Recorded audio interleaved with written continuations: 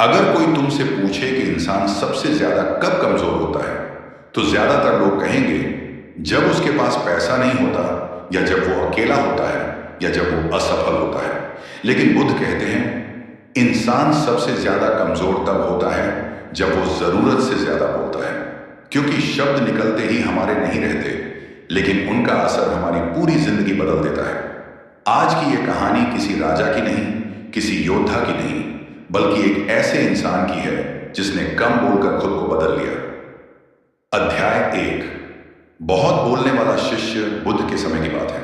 एक युवा शिष्य था, नाम था अनंत। अनंत तेज दिमाग का था, समझदार था, लेकिन एक कमी थी, वो बहुत बोलता था। जो मन में आया वो जुबान पर आ गया। अगर कोई गलत हो तो वहीं टोक दिया, अगर कोई कमजोर हो तो सलाह दे दी, अगर कोई चुप हो तो उसे भी बोलने पर मजबूर कर दिया। अनंत को लगता था अगर मैं सच बोल रहा हूं तो सामने वाले को बुरा क्यों लगे, लेकिन उसे यह नहीं पता था कि हर सच बोलना बुद्धि नहीं होता। अध्याय 2। जब शब्द दुश्मन बन जाते हैं। एक दिन आनंद ने सभा के बीच एक वरिष्ठ भिक्षु को टोक दिया। उसने कहा, आप जो कह रहे हैं वो पूरी तरह सही नहीं है। सभा में सन्नाटा छा गया। वो भिक्षु चुप रहा, लेकिन आनंद को भीतर से खुशी हुई। उसे लगा मैंने सच का साथ दिया। पर उस दिन के बाद लोग आनंद से दूरी बनाने लगे। कोई खुलकर बात नहीं करता, कोई सलाह नहीं पूछता। आनंद परेशान हो गया। वो बुद्ध के पास गया और बोला, भगवान बुद्ध, मैं सच बोलता हूं, फिर भी लोग मुझसे दूर क्यों हो रहे हैं। अध्याय 3। बुद्ध का पहला पुत्र। बुद्ध मुस्कुराए। उन्होंने एक कटोरी पानी मंगवाई और कहा, आनंद, इस पानी में पत्थर डालो। आनंद ने पत्थर डाला, पानी उछल पड़ा। बुद्ध बोले, अब सोचो, अगर रोज पत्थर डालोगे तो क्या होगा। आनंद बोला, पानी बाहर बह जाएगा। बुद्ध बोले, यही तुम्हारे शब्द कर रहे हैं। हर शब्द पत्थर है। कुछ शब्द जरूरी होते हैं, लेकिन ज्यादा शब्द मन की शांति बाहर बहा देते हैं। अध्याय 4। मौन की शिक्षा। बुद्ध ने आनंद को आदेश दिया, अगले 30 दिन तुम अनावश्यक एक शब्द भी नहीं बोलोगे। आनंद चौंक गया। 30 दिन बिना बोले? उसे यह असंभव लगा, लेकिन उसने स्वीकार किया। अध्याय 5। पहला सप्ताह। बेचैनी। पहले ही दिन आनंद को एहसास हुआ कि वो कितनी बार बिना जरूरत बोलता था। कोई गलत कर रहा है, बोलना है। कोई धीरे चल रहा है, बोलना है। कोई अलग सोच रहा है, बोलना है। मुंह बंद रखना उसके लिए सबसे बड़ा संघर्ष बन गया। रात को वो सो नहीं पाया। उसका मन बोलने को तड़प रहा था। अध्याय 6। दूसरा सप्ताह। आत्मनिरीक्षण। दूसरा सप्ताह शुरू होते ही आनंद के भीतर कुछ बदलने लगा। अब वो केवल चुप नहीं था, अब वो सच में सुनने लगा था। जब कोई बोलता तो आनंद जवाब तैयार नहीं करता, वो शब्दों के पीछे की भावना देखने लगा। उसे पहली बार समझ आया, लोग ज्यादातर सच बोलने नहीं, समझे जाने के लिए बोलते हैं। पहले आनंद हर बात पर राय देता था, अब वो देख रहा था कि बिना बोले भी किसी के दुख को महसूस किया जा सकता है। एक दिन उसने देखा, एक भिक्षु ध्यान में बैठा था, लेकिन मन से परेशान था। पहले वाला आनंद होता तो तुरंत पूछता, क्या हुआ, क्या समस्या है, लेकिन अब वो चुपचाप पास बैठ गया। कुछ देर बाद उस भिक्षु की आंखों से आंसू बह निकले। आनंद ने कुछ नहीं कहा, फिर भी उस भिक्षु का मन हल्का हो गया। उसी पल आनंद को गहरी समझ हुई, हर समस्या को हल करने के लिए शब्द नहीं चाहिए, कभी कभी सिर्फ उपस्थित रहना काफी होता है। अब आनंद दूसरों को बदलने की जगह खुद को देखने लगा। वो सोचता, मैं क्यों इतना बोलता था, क्या मैं सही बनना चाहता था या महत्वपूर्ण। और यही प्रश्न उसके भीतर आत्मविकास की नींव रख रहे थे। अध्याय 7। तीसरा सप्ताह। अहंकार का टूटना। तीसरा सप्ताह आनंद के लिए सबसे कठिन था, क्योंकि अब लड़ाई बाहर नहीं, अंदर शुरू हो गई थी। जब वो बोलता था लोग ध्यान देते थे, अब वो चुप था तो लोग उसे नजरअंदाज करने लगे। कोई उससे सलाह नहीं पूछता, कोई उसकी तरफ नहीं देखता। पहले ये बात उसे बहुत चुभी। उसका मन कहता, देखो, जब मैं बोलता था तब मेरी कीमत थी। यहीं से आनंद ने अपने अहंकार को पहली बार साफ देखा।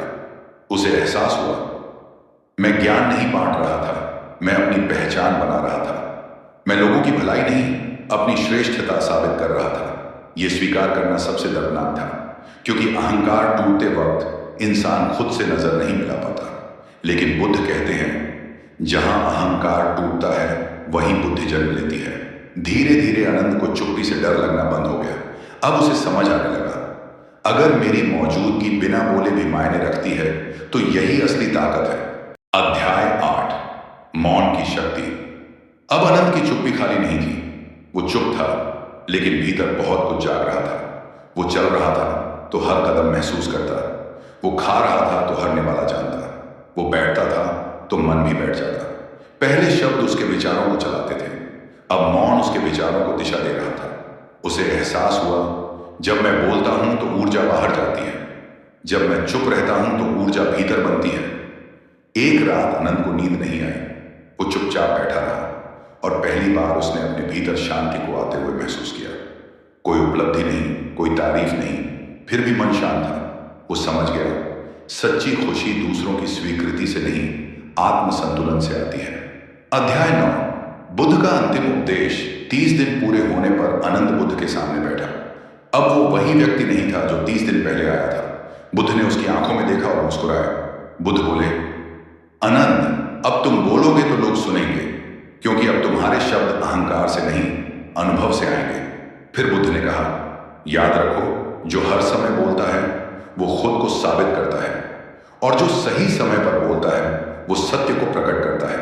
बुद्ध ने आगे कहा, मौन भागना नहीं है, मौन तैयारी है। जब शब्द भीतर पकते हैं तभी बाहर मूल्य बनते हैं। अनंत की आंखों से आंसू बह निकले, लेकिन ये आंसू कमजोरी के नहीं थे, ये आंसू थे जागृति के। अध्याय 10, आज के समय के लिए संदेश। आज हम अनंत से अलग नहीं हैं। हम हर बात पर प्रतिक्रिया देते हैं, व्हाट्सएप पर, इंस्टाग्राम पर, यूट्यूब कमेंट्स में, रिश्तों में, गुस्से में हम सोचते हैं, अगर जवाब नहीं दिया तो लोग क्या सोचेंगे। लेकिन सच्चाई यह है, अगर हर बात का जवाब दोगे तो खुद से दूर हो जाओगे।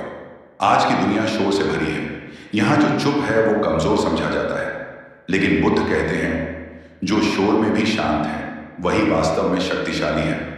कम बोलने का मतलब ये नहीं कि तुम डर गए हो, कम बोलने का मतलब है अब तुम्हें खुद की कीमत पता है। आत्मविकास के 7 नियम। एक, हर सच बोलना जरूरी नहीं, क्योंकि सच भी अगर अहंकार से निकले तो झर बन जाता है। 2, हर सवाल का जवाब देना जरूरी नहीं, कुछ सवाल तुम्हारी शांति चुराने आते हैं। 3, हर बहस जीतना जरूरी नहीं, बहस जीतने से रिश्ते हार जाते हैं। 4, चुप रहना हार नहीं है, कभी कभी ये सबसे बड़ी जीत होती है। 5, मौन आत्मनियंत्रण है, जो खुद को नियंत्रित कर ले वो दुनिया को समझ लेता है। 6, शब्द सोच से निकले, अहंकार से नहीं, क्योंकि अहंकार सच को भी छोटा बना देता है। 7, कम बोलो, ज्यादा बनो, क्योंकि जो बन जाता है उसे बताने की जरूरत नहीं होती। अंतिम संदेश, अगर आज तुम्हें लगता है कि कोई तुम्हें नहीं समझता, अगर तुम्हें लगता है कि बोल बोलकर थक गए हो, तो आज एक प्रयोग करो। थोड़ा कम बोलो, थोड़ा ज्यादा सुनो, थोड़ा खुद के साथ रहो, क्योंकि जब शब्द